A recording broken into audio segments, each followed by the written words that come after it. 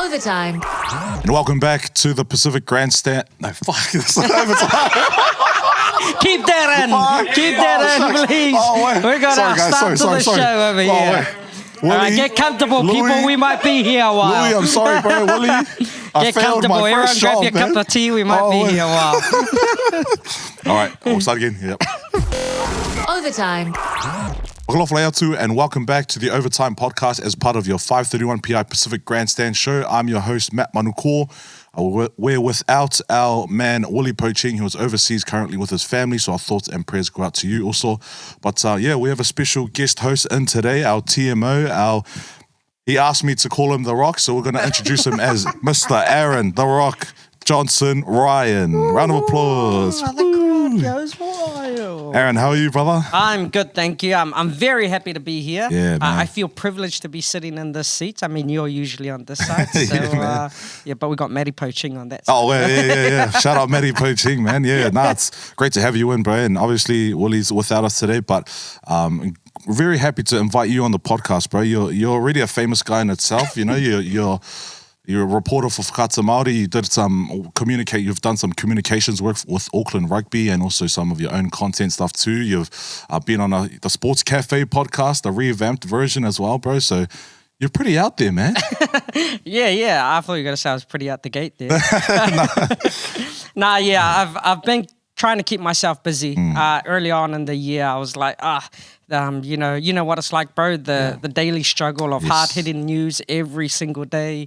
It started to wear on a bit from me. Not to say that it's not a good thing. You know, some people love it. Yep. I did to a certain point, and I was like, okay. I feel like I'm at an age now where I just have to do stuff that makes me happy. So, left my job. I'm currently filming a TV series at the moment, and in between that, I'm just trying to pump out as much content and stuff as I can because I have a big love for it. So, yeah. Yeah, love that for you, bro. And, you know, just a little bit about yourself. You obviously come onto the TMO, the podcast as the TMO, the Tiny Man Official, as you have kindly named yourself. It wasn't Willie Poching or myself or the Overtime team. So, yeah, but if you could just tell us a little bit about yourself, bro, your background, where you're from, and a little bit about for our audiences, man. Yeah, so Aaron Ryan is the name. Born and bred in Manurewa, South Auckland. Rewa hard. Life gets hard, but Rewa's harder. Yes, sir. But, you know, families I'm originally from Samoa. And both grandparents come over back in... Well, actually, my dad's family, they were probably one of the original Samoan settlers here.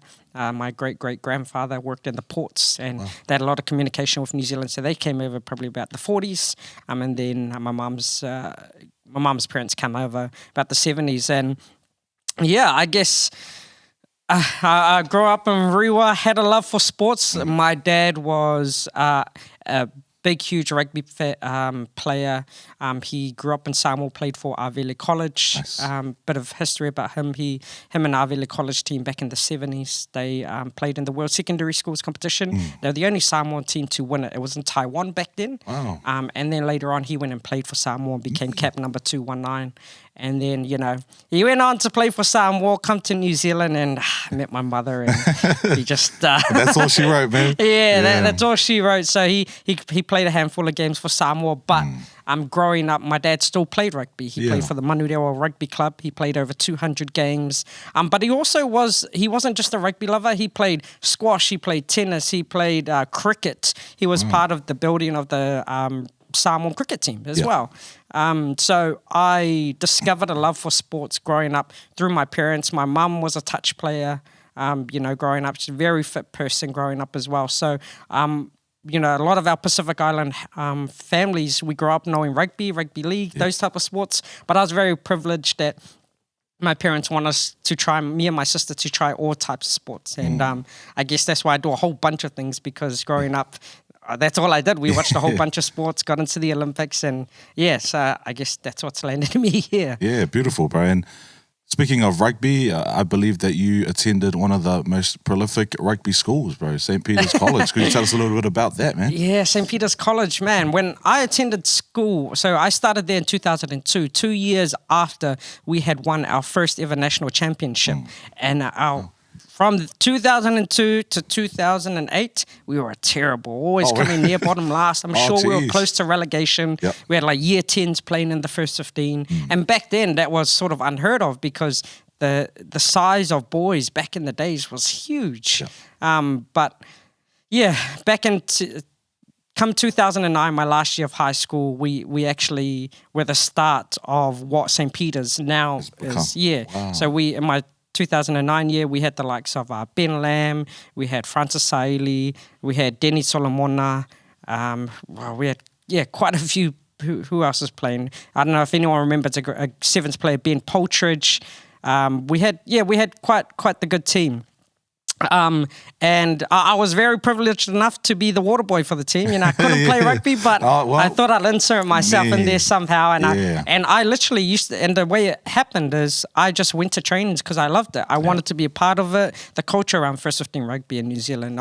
If you know, the Unreal. NPC and Blues Rugby need to try and, tap into that market because it's a real warrior culture. And I used to just go and sit and watch trainings just because of the love of rugby I had, and then the boys were like, "Oh shit, sorry, no, you're right, bro, you're right. You may as well, come join and be part of the team." So yeah. Awesome. And then from then on, that 2009 year, they really put a lot of money and resources into our first 15 to make it what it is today. Oh wow, yeah. Now, and speaking of what it is today, bro, they've produced some All Blacks. They've produced some great Super Rugby players as well.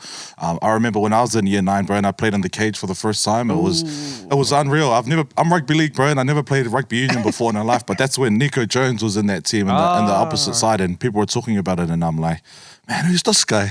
Nico Jones, he was like the size of his dad at 17 years old. Yeah, man. And I thought that I could have a chance, but got rolled over to on that one, bro. So, yeah, shout out Nico Jones. But, that's awesome, man. We're glad to have you on today, bro, just to chop it up a little bit about sports, man. And I guess first on the topic of our list, currently the Rugby Championship is being played. The All Blacks have played 3 tests now. I believe they're preparing to play their 4th test in South Africa, 2nd against South Africa, following their loss at Ellis Park last week. They've got a big task at hand, but as they prepare to play tomorrow morning at 3 a.m. So, yeah, give us your thoughts on the All Blacks situation right now and what opportunity lies ahead in this 2nd test against the Springboks. Yeah, it's a bit of a hard one, because that first test, I didn't realize this, but it was the first time the World Cup winning Springboks actually got inserted to the team. Oh, wow. And so there would have been a bit of disruption into the South African team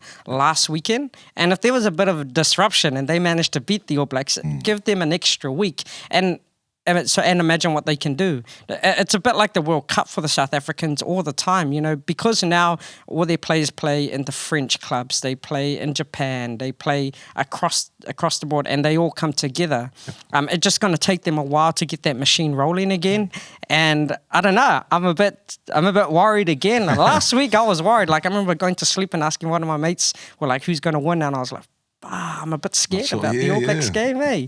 And so, but I do believe the All Blacks took, personally, I think the All Blacks took a bit more learnings out of that game than South Africa did, because South Africa on this winning streak, and they haven't had a tough start. They got through Australia pretty easy.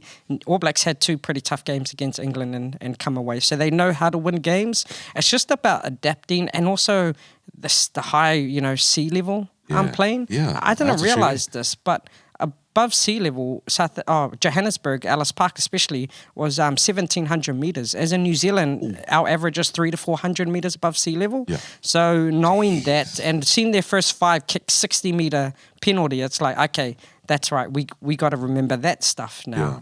Yeah. And so, I think we're still going to pretty much see the same team from... Which the squad will be later today. Yeah, we're going to see the same team, but I do believe that the All Blacks will get up for this one. Yeah. I think they if they capitalise on people like Tupou Va'ai, Caleb Clark, Sam Cane showed why he's still our number one flanker in the country, so it's going to be sad to see him go.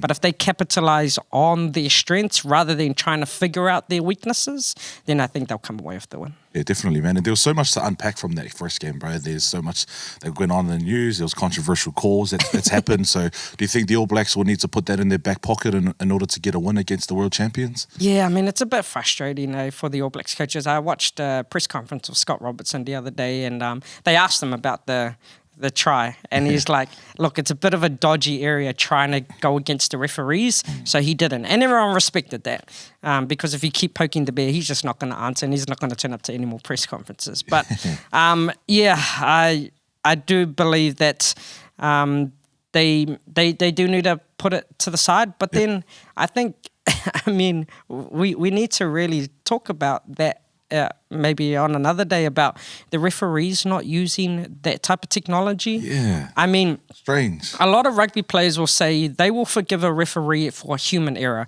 There was no TMO. If the ref just called it a try and there was no technology. But when you have technology at your disposal, use it.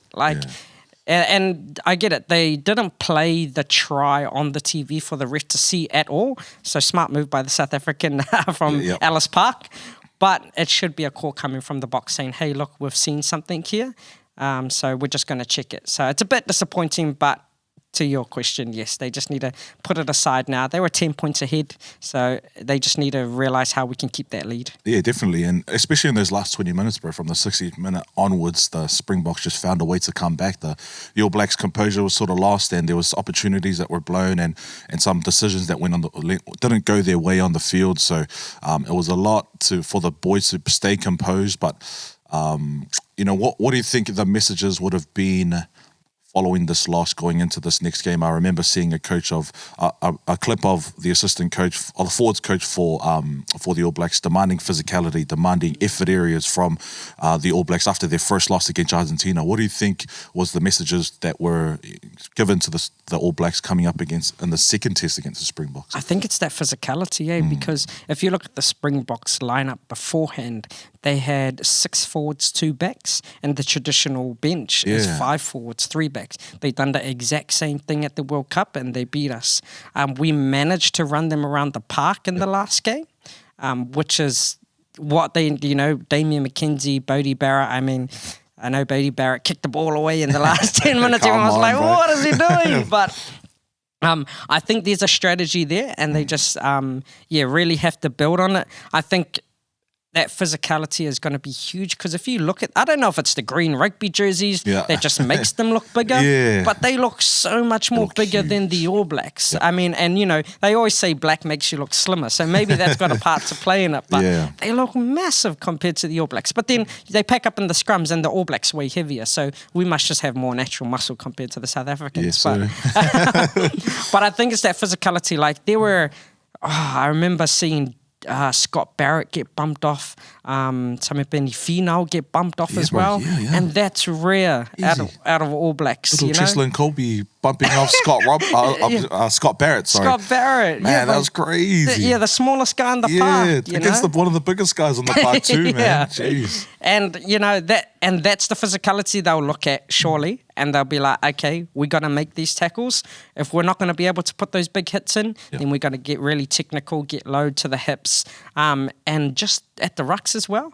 South Africa knew the rules a bit more. Like, there were plenty of times where the ball was free, but because the rules are different, or not rules are different, but they referee different overseas compared to Super Rugby.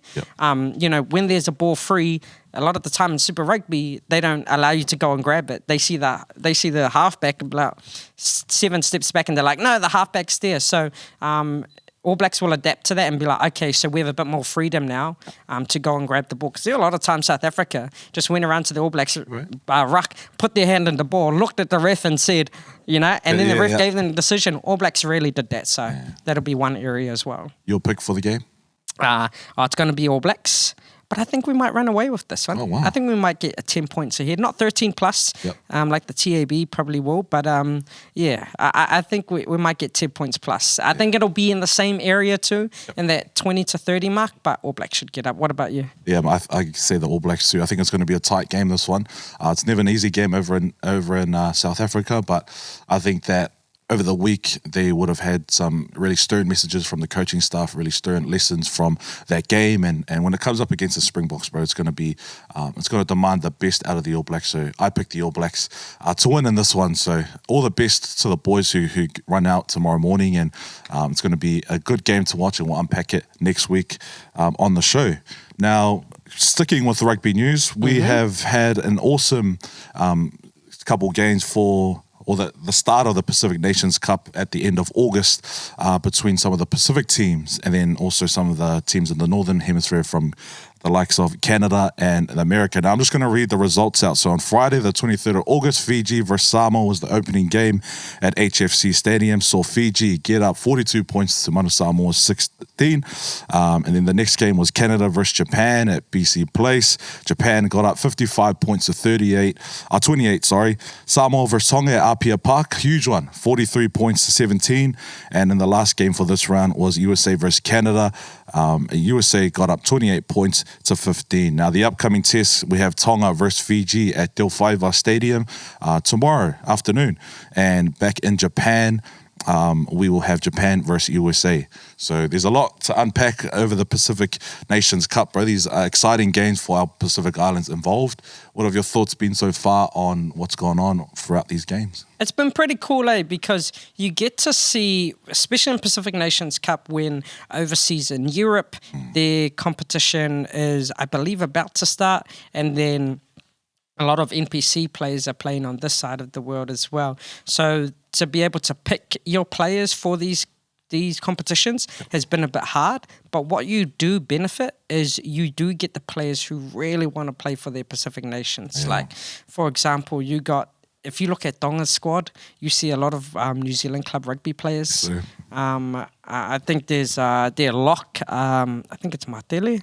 He's Harrison Mataele. Sorry, Yep. He's been a gun for Tonga, and he comes from Grammar Tech rugby. Oh, wow. Yeah. Shout out Grammar Tech, man. You got the Finisi boys. You got Lotu and his brother that's on the wing. Yep. Oh, Anisi boys, Anisi boys. Yeah. Lotu and then his brother on the wing. They're like the veterans of Tonga, but they've only been there for like the last 3 or so years. Yeah. You can tell their heart is in it for Tonga. They're missing quite a few players, like, the George Moala, the Malakai Fekitoa, the Peter Aki. But you do have the players who do want to play for the country. And then the likes of Samoa as well. Man, you got players that are there. They only got a 2-week break. Players like Sama Malolo and Michael Curry. Only on a 2-week, they've been given a 2-week release from the NPC teams just to go play because they want to. Yeah. And that's the drive that the coaches want to see. And Fiji have that. A lot of Fiji, the Flying Fijians, they're from the Fiji Endure team. Yep. And so they're doing super well. And I'm expecting them to get over Tonga. I love my Kalitahi Tonga brothers, but Fiji's team, their combinations, their will just to play for their country is really strong. So it's nice to see World Rugby put some money into this and help Pacific teams get into it. But honestly, probably one of the best parts about watching the Pacific Nations Cup at the moment is the crowds. Yeah. I mean, the crowd in Fiji, the way they play the music and they dance. Tonga, it'll be their first game this weekend. They'll be hosting this weekend. So I can only imagine it's going to be a packed stadium. Wasn't too many at the Samoan game, but the people on the field sitting on the grass areas, they were a vibe. I saw the security try and chase a few people off. Wow. But it gives exposure. Like, I'm thankful for Sky Sports for broadcasting these games because it gives exposure to what playing in the islands is like. But have you been able to? Yeah, I've kept in touch with some of the games, some of the results. Obviously, Manu Samoa's big win against Tonga over the weekend. That was really enjoyable to watch. Man, it was a tight game for the first 10-15 minutes until Samoa just started to break out their exciting style of play and their youthfulness, their quickness, and the way that the halfback, I forgot his name, but he was real quick to get the ball out. Mani And Matavao, yeah, bro, yeah. Matavao, he was awesome, man, and he was very instrumental in some of the Manu Samoa's, set plays, and he was in some of the tries as well that they were able to convert. But yeah, I really like the potential in these competitions and in these opportunities. I spoke about it with Willie earlier in the year, that the more tests that our Pacific teams are able to get, the more quality they are able to produce from their nations, but also the developments they get as a team and as players. Now you look at Manu Samoa, who obviously have a number of players from One Pacifica. We've got Taikalitahi as well. We have some One Pacifica boys. Obviously the Flying Fijians have some Drua boys in there as well. So it's a huge opportunity, these games, and it's been great to see. It's the first time, I think it's one of the first times that we see our Pacific teams back in action after the World Cup last year. So it's also great to see them come back after the Super Rugby season, after the season overseas in Europe, but also local competitions here in New Zealand too, to come back and give back to their nations. And in this way, it's been awesome. Now I come to my question, and off to Super Rugby, bro. Off the back of Super Rugby, we've had Moana Pacifica and the Fijian Drua play some games in the Pacific Islands, some games at a game at Delphi Stadium over in Fiji as well, in Samoa too. How important has it been for these games? You touched on it a little bit before, but for these games to be taken overseas to the islands, and just for local people, our people, to see our athletes in person. Yeah, it's one of those things that like the All Blacks going back to Samoa in 2015 for their first time. Yeah. They have to have more of those games, because a lot of what Moana Pacifica is trying to do, and I managed to have a chat with some of the Samoan rugby players about a month ago about this, is they're trying to train those who have grown up in Australia, Europe, the Samoans that have grown up in New Zealand. They're trying to train in, or they're trying to bring in local talent, because that's what everyone's asking for. Bring in the local talent. Look at the Drua, they're doing well. Bring in the local talent. But the thing about in Tonga and Samoa is we are a little bit less developed. Yeah. And so they're trying to bring over these players from Tonga and Samoa into Moana Pacifica, but have an even mix, because we all know how it is in the islands. We're pretty relaxed people. We might not do extras, but we're like, oh, we get to go over and travel and play rugby. Their diet might not be as good and stuff like that. Yeah. And that's just the realities, because they don't have to worry about those things over there. They come over here, they see the KFCs, they see the Burger Kings and stuff like that. So they indulge in that stuff. I mean, there's even stories of Jonah Lomu traveling overseas and taking off to KFC at midnight. Just shout out KFC. But they're trying to bring these players into Moana Pacifica. And so as you do that, you need to take those players back home. Yeah. Because when those teams go back to Tonga, Fiji and Samoa, yes, they're coming from Moana Pacifica, but they're coming to see their local boys. It's about bringing the kids and being like, to their sons and their daughters, because, we got that Benina Pacifica team in the competition, and the Australian one, hopefully coming up soon. But they need to start doing this so more kids can see an avenue, because back in the days it was just you'd play schoolboy rugby and you hope a scout flew over from New Zealand or Australia to poach you and go. But now there's a real team environment, and it's super important to go play those games just to be able to, for kids, and it's going to start at the kids, for kids to be able to see, okay, this is a career, and parents as well, that they can show their kids, hey, you can go play rugby for this team and we know you'll be well looked after. We know you'll be in safe hands because it's your people, it'll be your environment, just in cold Auckland, New Zealand.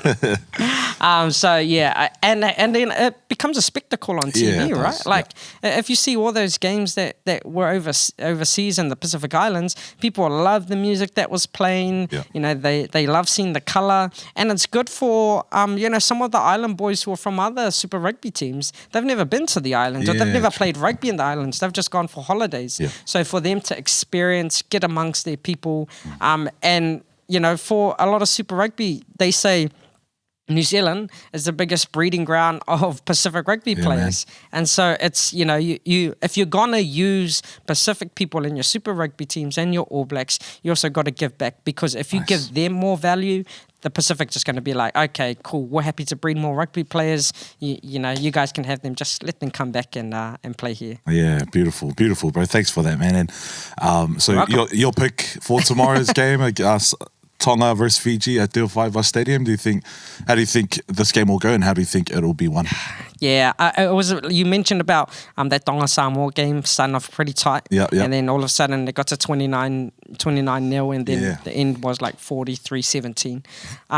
And same with the Fiji versus Samoa game. It started off close, and in the last maybe 25 minutes, Fiji ran away with it. I think based on experience and connections and just team environments, Fiji will definitely get the win against Tonga. I'm pretty confident, but I do hope, Tonga does get some takeaways from it. But yeah, who are you picking? Yeah, I picked Fiji as well. I'm actually half Fijian. Shout out from wherever our cameraman Roti's from. It's my village back there. But I've been following the Fiji Ndura all year, and also the Flying Fijians, the Fiji Sevens. It's such a rich history and a rich story, and they've got such quality players in their side. So I think Tonga has had some trouble with closing out games, especially. So I think Fiji will put the pressure on and keep it on throughout the whole game, and they'll run away with this game easily. So all the best to our Pacific teams, and also congratulations to all those who have made their debut for their respective Pacific nations as well, or are playing in front of their home crowd in the islands for the first time as well.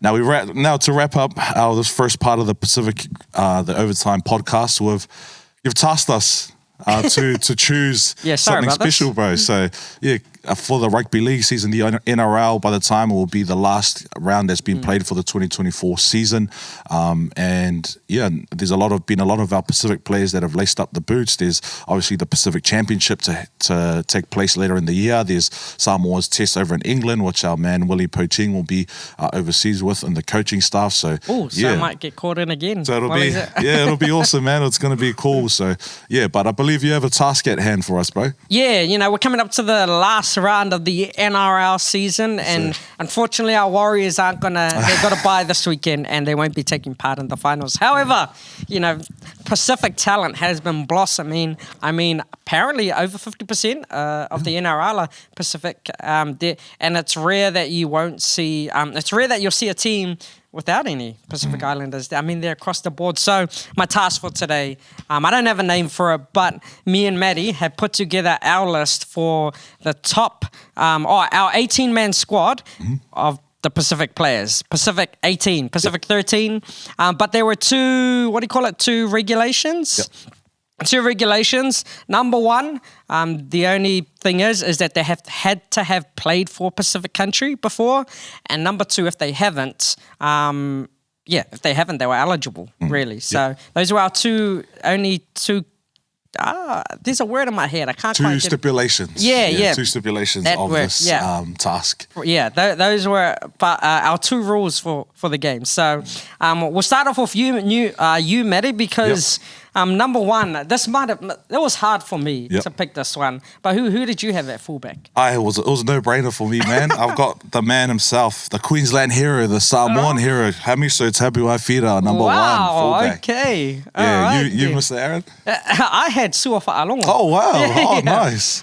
Just because the rest of my team is, I had Sua Fa'alongo. I did hesitate though, because I was like, Sua hasn't played many full games at all. And then I did think about Keanu Kini as well. He had a pretty good season. He had a great season. For the Titans. Yep. So I was deciding between them two, but I ended up going with Sua Fa'alongo. Oh, nice, bro. Yeah. Wow, he's a great pick. Hammer has been outstanding during the Queensland test, but also over at the Dolphins too. He's had an outstanding season as well. So that's a great first pick, bro. The wingers, who do you got for your wingers? Okay, all right. For my wingers, I got the PNG legend himself. We got Xavier Coates. Oh, wow. Nice. Well done. I know he only played a couple games back in, I think it's like 2019, 2020 on the wing. And then I also got Brian To'o. Oh, nice. He was a no-brainer for me. Yeah. I was like, do I put someone like Jermaine Isaka on the wing, or, Alfaina Khan Pereira. He's been massive for the Titans, leading try scorer, leading line breaks. So, those are my wingers. Those are great picks. What about you, bro? So I've gone with the veteran winger on the left wing of the Roosters, Daniel Tupou, on my left wing. And on my right wing, I've got Brian Toa as well. No brainer for him. He's been one of the most outstanding, if not the best winger in the whole game for this entire year, man. So, big ups to Brian Toa and Daniel Tupou. And the centres, who do you got, bro? Okay, so this is where I brought in Hamiso Tabuai-Fidel. Nice, yep. Only because, what is his name? Who's the coach for the Dolphins again? Wayne Bennett. Wayne Bennett. Yep. Because Wayne Bennett, he threw a spanner in the works and he chucked him at centre the last game, and he's going to do it again this Dolphins game when they play the Knights. Yep. He looks excelled, done it pretty good for Queensland as well. So I put him in, and then with Captain Fantastic for the Bulldogs, Stephen Crichton. Yes, sir. So, nice. But I'm interested to hear who you have in your centre. Yeah, so on my centre pairing, I've got on the left wing to partner with Daniel Tupou, I've got Katoni Staggs. In that left centre. And then I think even though the Broncos haven't had the best season, I think that he's had some great outings for the team this year too. And I've also went with Stephen Crichton on the right edge just to round out that right pairing with the Tall Samoa boys too. And the halves, bro, who do you got? Okay, this was kind of a no-brainer. I don't know if it was for you, but I got Jerome Luai and Isaiah Katoa. Yeah, I got the same, bro. I got the same. It was no-brainer for me too, man.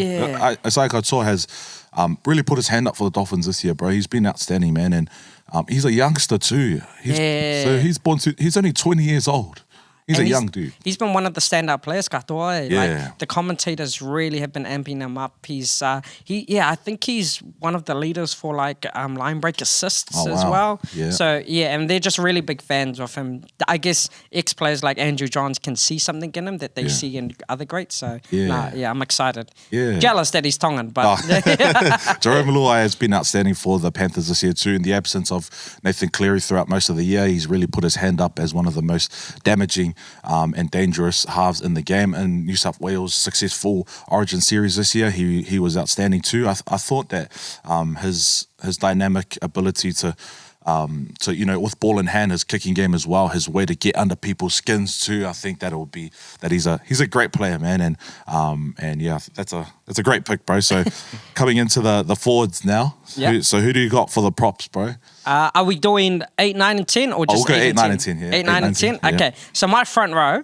I got the meter eater for the Warriors, Adam Fanua-Blake. Yes, sir. And then I got Mr. Fiji himself, Api Korisau. Yep. And then, but at the number 10, I went for a bit more of stability. I mean, he hasn't been up there in terms of the stats, but he is quite a great leader. Moses Leota. Oh, wow. Yeah, nice. I got it at number 10. Yeah. I went with more of an experienced front row rather than a spanner in the works. Yeah, so, nice. Well, you were surprised at my Leota pick. So who are your front row? I've got Adam Fanua-Blake as well in the front row. Number 8. Number 9, I've got Apisai Korisau, who has been outstanding for the Tigers in their unsuccessful year so far. He's been shifted around half and hooker as well, so he's been great.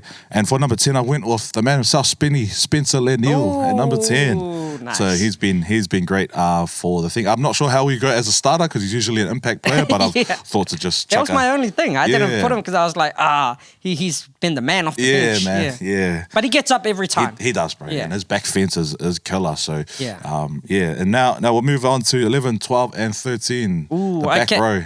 Yeah, well, see, I actually, let's go you because I've been going first this whole time. Yeah, cool. So, in number 11, I got Elias Katoa from the Storm. So, he's been outstanding. I thought that ever since he left the Warriors, he's really flourished with the Storm. It's a bit of a reoccurring story there. Yeah, bro. So he's been well. For number 12, I've got the Fijian powerhouse Viliami Kikau at number 12, and number 13 I've gone off Keon Kolomatangi from the Rabbitohs. So that rounds out my 11, 12, and 13. Yourself, bro? Yeah. So I went with number 11. I went with Viliami Kikau. Nice. I thought he's been outstanding for the Bulldogs, a real leader, and then I just worry about any half that runs his way or that he's running towards because, he's usually running up against the half. I'm like, good luck. So many line breaks as well. But for 12, again, I went with a bit more stability. If you looked at the game against the Dragons last week when they went down, I forgot who they went down to, but it was like I remember, yeah. they just went down. But this guy and Ben Hunt were the standout players for the Dragons. So I went with Jaden Su'a. Oh, nice. For this one. Well done, And then, but Katoa is in my team. Yep. And then I went with Kian Kolomatangi too. Yeah, nice. Only because he has, out of all the Pacific Islanders in that list, he's made the most tackles. So I'm like, great. he usually plays in the second row. But, shout out to Jason Taumalolo, been a great player of the game, great advocate, switching from New Zealand to Mate Maatonga. Just because of his work this year for the Rabbitohs and the struggling Rabbitohs side, I got Kolo Matangi as well. Awesome, man. That's mean. And now coming into the bench, the 14th, 5th, or your whole bench, and then we'll name the 18-man last. So we'll go. Do you want me to start with my bench? Or? Yeah. All right, go. super. So at number 14, I've got the man himself. He returned to the Warriors this year, Chanel Harris-Savita. At number 14, I feel like he's a very versatile player. He can play any position in the back row. He can play hooker as well. He can play anything, man. And he's such an exciting player. I've got number 15. I've got Isaiah Papali'i. And number 15, who heads to the Panthers next year. I've got the big man Haumole Olokoatu at number 16. And to round it out, 17, Stefano Otsuika Manu at 17. He's been good for struggling. He's been great, man. Yeah, so that's my team, bro. Yourself? Yeah, well, I went with the same 14. I think Chanel Harris-Kavika, I think he can come off the bench. And he's a really good freaking hitter, right? Yeah, bro. Really good tackler of the game. And I think at some point in his career, he may move to hooker, become like a little Kieran Foran where they'll put him in at hooker just because his defense is on, but he can also ball play, which would be nice then. But for me, 15, I got 2 props and a second row. So I got Spencer Lenial on my one as that bench impact player like you mentioned before. Yep. But my 16, I went with someone who in the second half of the season has done really well, and he's really got some good stats in terms of his line breaks and meters gained, and that's Taniela Paseka for the Manly Sea Eagles. And it's pretty much because he's on a roll at the moment. He managed to keep out Josh Aloa'i in the Manly Sea Eagles and one of the other props as well. So he's been given a starting position for the Manly Sea Eagles. And then I had Eliasi Katoa as my lock because I also...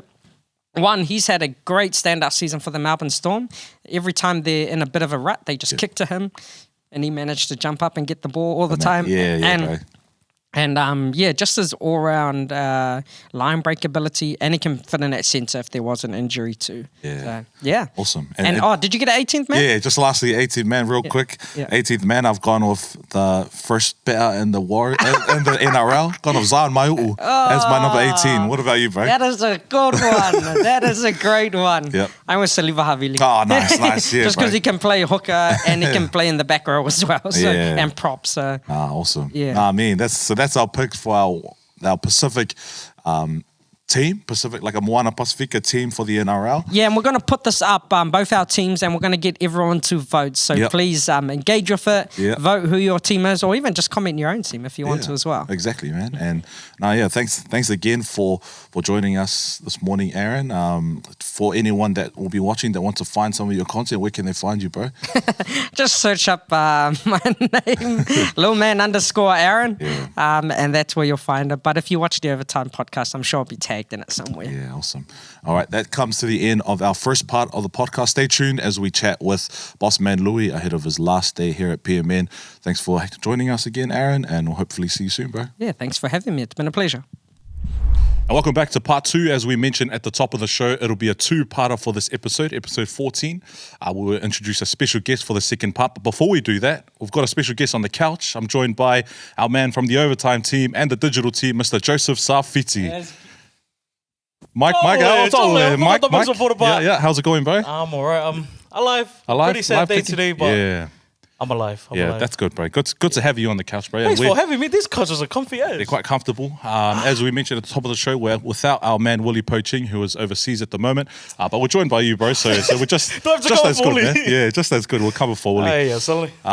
So today's obviously a sad day here at PMN. By the time that this broadcast news would have passed, that Lui Vilisoni is about to depart PMN and depart his radio career. So before he leaves, he's going to join us in the studio.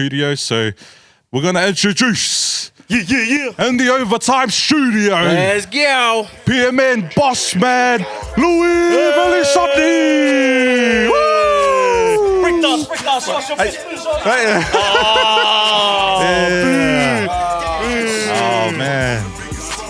Welcome.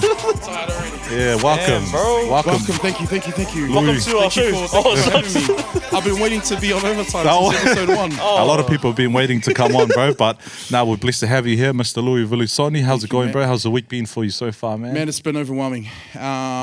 Just a lot of love, a lot of conversations, a lot of reminiscing, a lot of memories, a lot of years that I've been apart. So, How many years now? With New FM, PMN, 18. 20 years in the radio industry in total. So. Wow, and 20 years in the radio industry, bro. It's from then until now. What have you learned so far about being in this business, or I guess what have you loved most about being in the radio industry? I think the main thing is always being in a creative space is something that I've always loved. It's something that's kept me around for so long because not every day is the same, not every week is the same, not every month is the same. Everything's always it's new and exciting and different, and you come across so many amazing people and you come across so many incredible things. So that's what's kept me around. But I think it's just got to a point where I've just needed something else. Yeah, but I still love it. Yeah, I still love it. And talking about your journey into radio, bro, how did it come about? Like you were starting radio when Joey and I were still in nappies, bro. We were little kids. You know when he started. Yep. He was born. He was coming out the womb. Yeah, he yeah. was born. So, okay. Oh, wow. So funny story, because Joey, I tell the story a lot. Joey is actually the same age as my youngest daughter. Wow. They're both born in 2004. Wow. And 2004 was my first year working at New FM. So for my daughter, all she's ever known is me working in radio. Wow. She's known nothing else, so this is going to be different for her. But yes, Joey would have been the same age. And it's crazy to think that. It started actually with the Niue language program on New FM. That was my first start. The producer at the time was an auntie of mine, Susana Hukui. And my mum forced me while I was in high school to go into the radio station just to, go and help out, go and make yourself useful, go and, make cup of teas, answer phone calls and all of that. And I didn't really understand what that stuff was because I was still in high school. I didn't even know what I wanted to do. So when I went in there and I started to see people around me and I realized, this radio thing is an actual job. Like you can do this for a living. So I done that. I went to radio school in 2005. I stuck around New FM. I done weekend shows. I done whatever I could to hang around. And I think I managed to get a full-time position in 2007. Wow. Yeah, as a night show host. And then spent most of my working life there. I went to Mai for 2 years. I came back to New FM 2015, done the audio production thing, moved to management. Here I am. Yeah. Crazy. Yeah. You know how you're saying like your daughter's only ever seen you in the radio space? Yeah. And like, for most of us, we've only seen them as in the radio scene. Yeah. Were there like any jobs that you had before the radio scene? Or was it? List all of them. I've been pretty lucky. My first ever job was McDonald's. Shout out McDonald's drive-through airport. It was when the airport one started, the drive-through one. 1988. Shout out your face. That was my very first job. And then I was doing furniture removal for this place called Dart Freight, but they used to deliver Freedom Furniture. And that was a fun job. And it was an easy way to keep fit because, man, it was a tough job. And the only other job I had was I was doing like packing at, it was in Monaco somewhere. And it was full of pack and save and all of that. Just picking freezer food stuff. Yeah. Did you ever like listen to like PMN Niue while you were working at those jobs? Or did you ever listen to radio while you were? Yeah, I did. I was I listened to New FM in the very early stages. That's why I loved this place. And at the time, it was Seller on a show called Pack Drive. And my most favorite thing that they would do, this is where Tofinga started his Uncle Sam character. And Uncle Sam, they'd do the segment on Pack Drive where Uncle Sam would always call in and he was like bugging Seller for things, but it was the most hilarious thing ever. So I would listen to that. In 2004, when Flavor started, Yes. I was such a big Flavor fan. when they started, yeah. Nah, friends. Yeah. It was New FM, it was Flavor. Yeah, that's awesome, bro. And you come into PMN and UFM and 531 PI, where it's a staple of our Pacific community here in New Zealand, here in Auckland as well.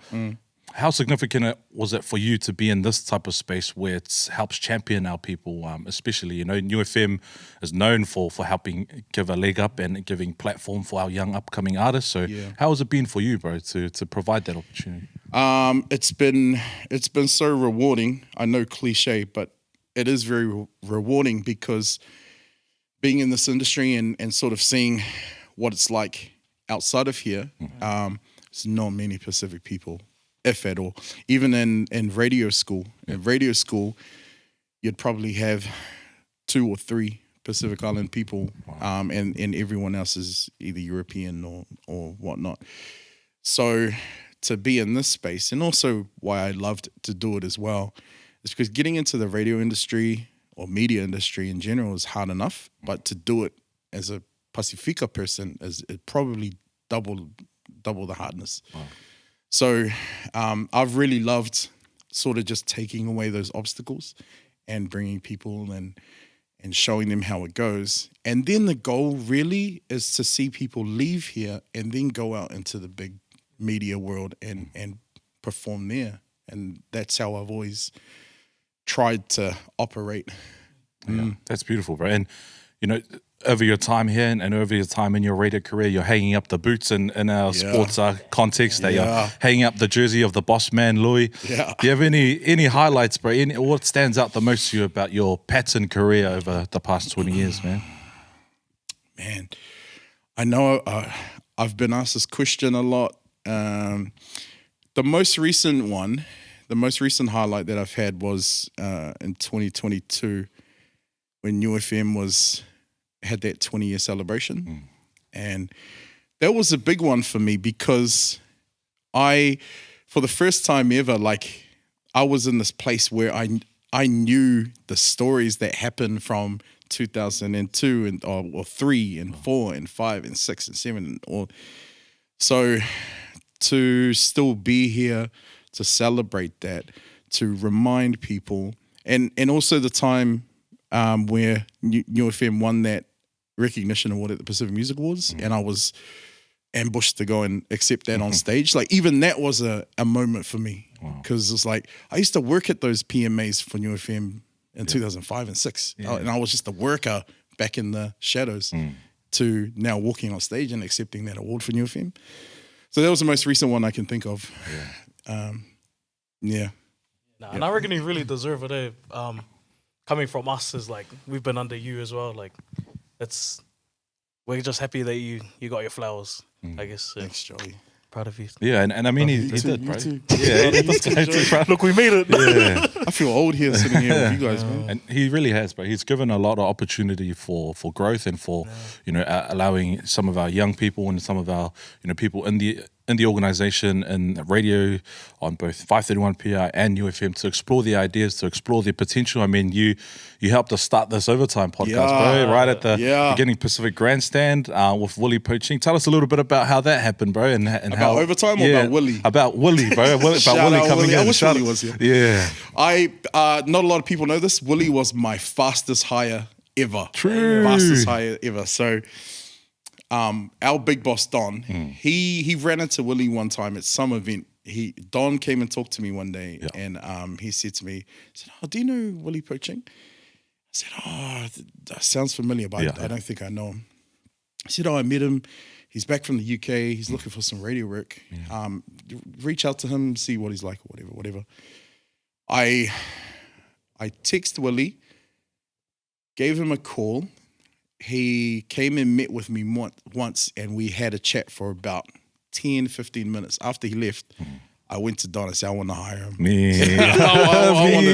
need to get him on. Yeah, I don't know what it was, but it was just so genuine. He's like that gentle giant. Yeah, man. He had the raspy sports voice, because at the time we were trying to find something for sport on 531. So he came with the sports thing. He came with the sports knowledge. he was looking for work, so he was keen, he was eager. So yeah, that one conversation, I went to Don. I said, "We gotta hire him. Let me hire him." Yeah. And rest is history. Yeah. Speaking about history, Yeah. we want to dive back into the history of those massive cars you got there, mate. Have you ever played any sport with those massive cars? Man. There was a story I heard from one of the locals back in Fiji. Oh, wow. The locals back in Fiji. Yeah. I didn't know any Like our locals local. in Fiji. He was also from Niue too. Oh, yeah. He said he used to play for Hakupu 15s. What's this talk? Say Roti. Shout out to Roti. I played quite a few sports in high school, but I never really committed to any sport except for softball in my late teens. Yeah, I kind of got into softball. My first sport my mum forced me into was soccer. Played soccer as a young kid. Nice. I played one game of hockey. Yep. I remember. I fucking hated it. I played one game of hockey. Touch league, rugby, done the dragon boat thing. Man. Yeah. He's an athlete. Wow. Oh, nah. But I landed up in softball and I stayed there for a amount of years. Met some cool people there. So, but yeah, I don't know where these calves come from. Man, That's straight Hakupu straight, he's from Hakupu Avasele. Man, they got some good genes. Not me. Nah, but jumping on top of that, bro, like you have obviously had some involvement or sport, played some sport as a youngster. Have you come across any sports people throughout your career or interviewed some sports people that really sticks out for you, bro? So not really. Funnily enough, I haven't had a lot to do in the sports scene when it comes to media. Yep. I've always been more on the music side of things. I did meet Andrew Johns one day. Wow. He was this is when I was at he was doing some promo rounds in the in the office, the MediaWorks office at the time, and I was a staunch Queensland supporter. So, wow. But I went and I said, "Can I have a photo?" Yeah, get lost, man. Get out my face. Get on my face. Man. But yeah, I think I've run into local sports stars, but I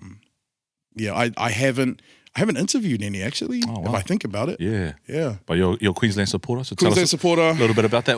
In the NRL affinity that you have, Man, bro. I keep this as quiet as I can. Oh well, yep. We're breaking news, guys. I'm a Melbourne Storm supporter. Baby. Yeah. Jeez. I used to be really staunch with my team support, in my early 20s, but I kind of just calmed down in my later years. But I'm a Melbourne Storm supporter since...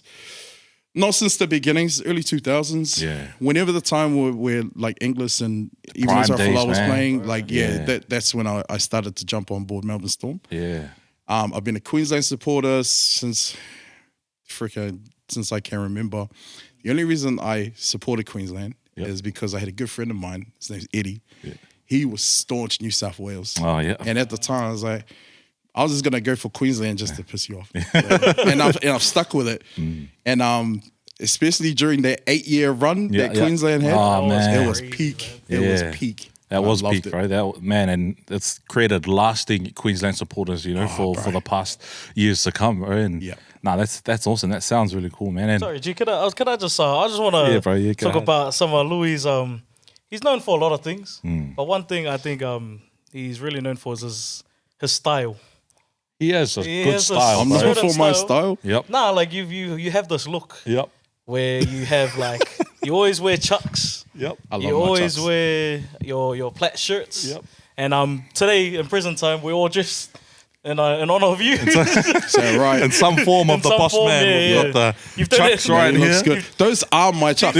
Those are mine. Oh. Joey asked me to bring them in. Those are my original. That's my jacket. Oh, what? As well. Whoa, hey, hold on. Oh man, Joey really wants to be Louis before he goes. But has it always been like a thing to you? Like just like, or was it just a comfortable thing? You're just just comfort. Just comfort. I've been wearing chucks since high school. Love chucks. And at the time they were cheap too. They were like $80.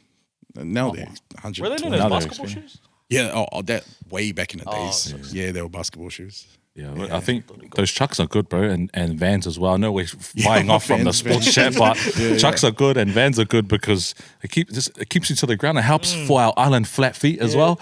So any aspect of that, bro, in there, bro? No, not really. No, it's just a comfort thing. Yeah.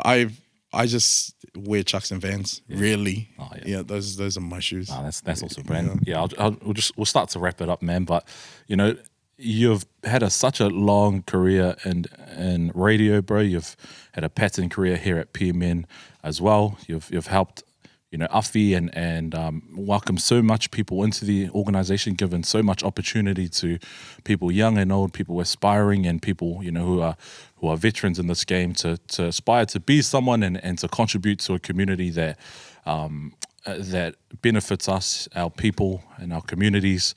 You know, and yeah. Now, just coming to my question, bro. Like, you've done it for so long now. So, what's next for the Bossman Lui? I don't have anything that I'm eyeing up at the moment. Oh, I shouldn't say that.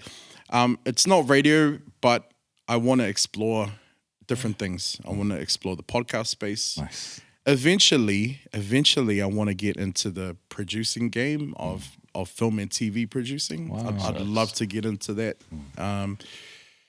And yeah, I don't know, wherever the wind blows, really.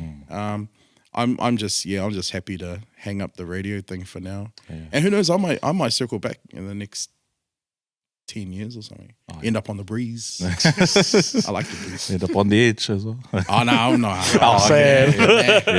not going edge. Nah, cool, bro. Awesome. I believe that Ruth, part of our overtime team, will have a game for us to play, bro. Right? So we're gonna welcome in Miss Ruth Alessandra. Round of applause. Hey guys, hello. Just before we start the game, Lui, I kind of already warned you. Just going to give you some quick fire questions before we play the game. Okay. All right, the worst person you've interviewed in your radio career? Yeah. Besides Joey. No, there was a time. This is during my time at My FM actually, and I interviewed Pleasure P from. Is it from Pretty Ricky? Think so. Oh yeah, Pleasure P, did you wrong? Yeah. Whoa, I get it. Sorry, I caught it, Matty. I caught it. It was just a really weird interview that I had with him. He came to do a New Zealand show one year, and it was a late notice interview too. So at the time, if you remember Deech from Smash Proof, he was like in the promoting game for a bit. So it was him, and he reached out and said, "Oh, Pleasure P's here. You want to chuck him on here?" I was like, "Oh, I'll bring him." So he came in, and he was just in some sort of mood. It's like he didn't want to be interviewed. We'd done the interview, and he started to call the shots on what he wanted to have happen in the interview. And I want to take some phone calls. Oh, play the song. Oh. So he took one phone call, and this girl called in. She was like, "Oh, do you like McDonald's?" And Pleasure P was so angry. And I was like, "Bro, I told you." So he was the worst. And then I had an interview with Cisco, and Cisco was wearing a hat, and he did not want to take it off. And me and my co-host at the time, Haley, were like, "Oh, you want to take the hat off?" And he's like, "Nah." I was like, "Oh, already?" Because we wanted to see the blonde hair, the iconic blonde hair, but he didn't want to take it off. I was like, "Yeah, all right." But yeah, those two come to mind. All right, next question is, if you were on a deserted island, who are the 3 people you would have on the island with you from PMN? From PMN too. Oh, damn, question. that's a bit harsh. Wow. Who's the best cook? This is a hard one. From the entire building? From the entire building. You need some athleticism too, bro. Just think about that. You got the sports desk, you got the overtime team. You also have you need some money to don't take feel some of the pressure salespeople. to pick the 2 on the other couch. Hey, it's all right. I know hard feelings. I won't show up to you. I want to take Nimai. Nimai. Shut up, Nimai. Yeah. Hard out. Because Nimai will look after me, man. And she's athletic too. Yeah, she can climb the trees. Then I would take. I'll take Harry. I'll take Harry. Nice. Yeah, and I will probably take Regan. Oh, For Riggs. entertainment. Yeah, Riggs. I said, go. Would you take alcohol? Be funny. Be funny. Be fun. Help us on this deserted island. Yeah, I'd love to have some alcohol. Yeah, gee. Yeah. Those are my 3 people. Last question before we get into the game. Okay. To save your partner from drowning, would you wear a New South Wales shirt for a whole month? And say how much you love New South Wales. Oh, come on. This is to save your partner. This is in front of 2 Maroons fans. 3 right here. Maroons fans right here. 4. That's 4, all. we got 4. Harry might just cut off your But mic. for a whole month, though, Oh, I would. nice. I would. My partner's more important. Yeah. Love prevails. Yeah. Love that, bro. Thanks, Louis, for answering the quick fire questions. Okay. Yeah, you're welcome. To get into the game, Yeah. you guys have some whiteboards in the middle there. So how I'm going to do this is 2 of you guys are going to close your eyes, and then whoever wants to start on the whiteboard, I'm going to give you a word. So it's going to either be a name of a sport or a place. You have 10 seconds to draw that out. And then after the 10 seconds, the other 2 have to guess what that is. So, for example, Louis, if you go first, the other 2 will close their eyes. I'm going to give you like a sport name or a place. You have 10 seconds to draw that. Right. And then you have to show those 2 and they have to guess it. Okay. If they don't, then... So it's basically a game of trying to win and guess How's your the thing art, Louis? correctly. Not too bad. I hope. All right, Okay, who wants sounds to go first? Yeah, I'll go first. Jordan? Eyes. Okay, Yeah. all right. We'll The other close 2, eyes? I need you guys to close your eyes. Louis, I'm going to give you a name.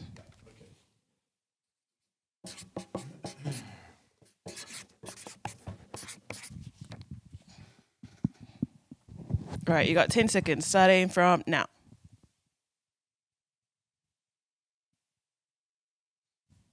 Five, Silence is good, eh? Yeah. 3, 2, 1.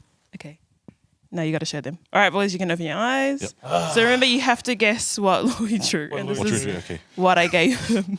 Basketball. Netball. Nipple. Nipple, yeah. Hey, that's right. nice, nice. So does that mean that, like, because the drawing is good, that they got it so fast? I mean, sure. Surely, I mean, yeah. Surely. Yeah. Nah, your drawing was good. I mean, I don't know about your drawing there, but I mean, What do you mean sure. you That don't was know? an ice cream cone. Sorry, what? I'm just kidding. I love you. Yeah, okay. Nice. Okay, good. who wants to go next? Yeah, I'll get it. Matt? All right, okay. I'll give you a word.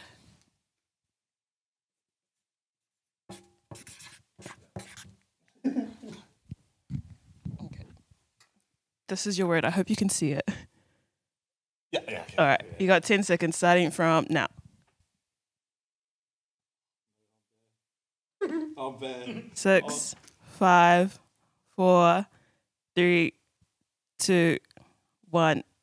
All right, show us your board. Remember, it's it's either a sport or a place. So, Olympics. Paris.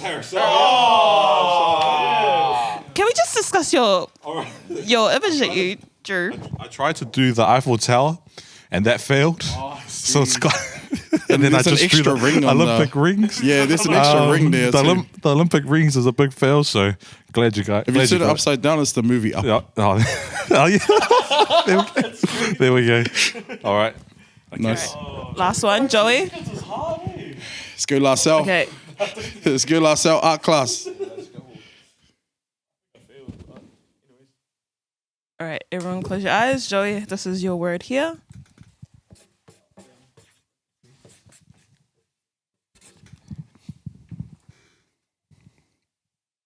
All the time. Okay, starting from now. 7, 6, 5, 4, 3, 2, Oh, gee, nah, that doesn't look like 1. Okay, show us your board. Let's go, All right, Joey. Joey. Please get it.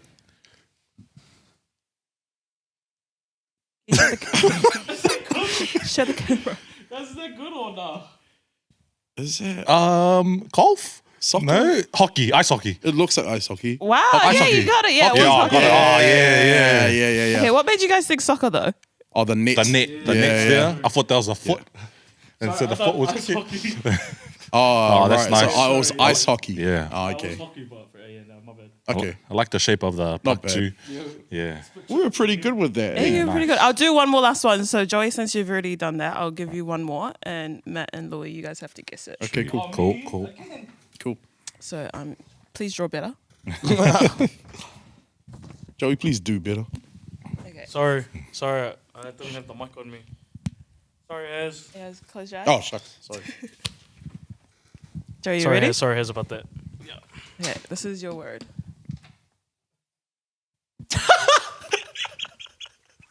Okay, ready? You got 10 seconds, starting from now. 6, 5, Oh. 4, 3, 2, 1. I couldn't think of any more. All right. I hope you guys get. No. No. 10 seconds up. No, 10 that's it. seconds. That's it. Show us your board, please. Let's see if you did. Show us, this Joey. justice. You had 2 chances, bro. Bossman. Bossman Lui. Oh. Can you show the camera what you drew? Sorry, guys, I drew. Wow. Is that I'm Bossman? pretty good, eh? What's that? What was that? It's the stress. This first line's for me, and the second line's for stress. Oh, True. Stress. nice. I'm pretty good, Oh, honestly. we smashed that game. You Yeah. guys kind of did. Did really Not too well. bad. Yeah. Awesome. I don't know Good. if I'll ever pick you guys to be in a team though. But Wow. Okay. you know. Okay. But all good. anyways, that was my great game, guys. Yeah. Thank you Thank so you, much. Ruth. No, thank you, Ruth. and that's Thank you, me. Ruth. For the game. Thank you. Awesome. Yeah, cool. So that brings us to the end of our time with you, Mr. Bossman Lui. Oh, thank you, bro. On behalf of the overtime team, Willie Poaching, who is away today, but he would definitely hold the same sentiment that I have there. Thank you for your support and your love and your dedication to us on the overtime team, on the Pacific Grandstand team on the Saturdays, but also thank you for your service in general, from radio to, you know, just as a professional, on a professional level, but also on a professional, on a personal level too, bro. For us here at Overtime, we wish you all the very best and blessed for your future, whatever that may hold. If we see you running out for the All Blacks in the next month or so, bro, we're gonna be glad that we had you on the show, on the Overtime show. I'll but come back for an interview. yeah, thank you so much again, bro. I'll leave it to you just to have any lasting words. Before Thank you, Matty. I'll quickly. I just want to keep it to overtime for now because there's so many people that I do want to thank. But I'll keep it to overtime for now. To Willie, I did wish Willie was here. Willie did give me a call, and my thoughts are with Willie and his wife at the moment. He gave me a call before he had to leave, and we'll catch up, soon. But my gratitude to Willie and just the amount of love that I have for both of you guys, for just the dedication and the passion that you guys have for the show, for sports, for each other. I actually met Matt in a group chat for it was the New Year COVID-19 around the COVID-19 wow. comms, and I met Matty there when he was still in Dunedin, Otago. He came through for an internship. Your name definitely passed through my desk, and I endorsed the hell out of you. So to see you end up here is is a little bit of a proud dad moment too, because I seen you from that stage to here now, and to see what you're doing. So well done to you. Very proud of you, Joey. Since you're there, proud of you as well. Damn. Yeah, and all the work that you do for our content team and our radio team. It's such an amazing thing to watch from my point of view, to see the young ones just get in there, create some magic, and then stand back and look at it just fly. It's amazing. It makes me happy, and I'll still do that. I'll still sit back and look from the outside, and I'm really excited for that. So well done. Thanks, and thank you to the team as well. Hiroti, Ruth, Alana. yeah. Thank you for being here and helping out the team as well. Mr. Has as well. Harry. Yeah. Aaron TMO. Little man. I thought man. Little man was going to be here too. Nah, I love you, Harry. Good boy. Good work. You turned off your mic. Damn, he said, hey. little man, just everybody involved with this whole overtime production. Thank you so much, bro. Yeah. Yeah, and thank you on behalf of us at the Overtime team, bro, for your service and for helping us take it to this next level that it is now. And yeah, we wish you all the best and all the love and blessings for what's to come, bro. Thanks, man. So that brings us to an end of Overtime episode 14. Thank you so much for joining us for this week. We farewell Mr. Bossman Lui Vilisoni on his next adventure. Willie Poching is overseas currently now, so you're stuck with myself, my beautiful, ugly face. You are beautiful, bro. And yeah, thank you. Keep updated on the Overtime podcast on our Spotify, as well as our pmn.co.nz website. And stay tuned. Thank you, Aaron Ryan, for joining us at the top of the show too. And one more time, thank you, Bossman Lui. All the very best. And yeah, we'll see you next week. My name is Bossman. I'm going to give Joey a pay rise. My name is Joey. I'm leaving. Why? That's the truth.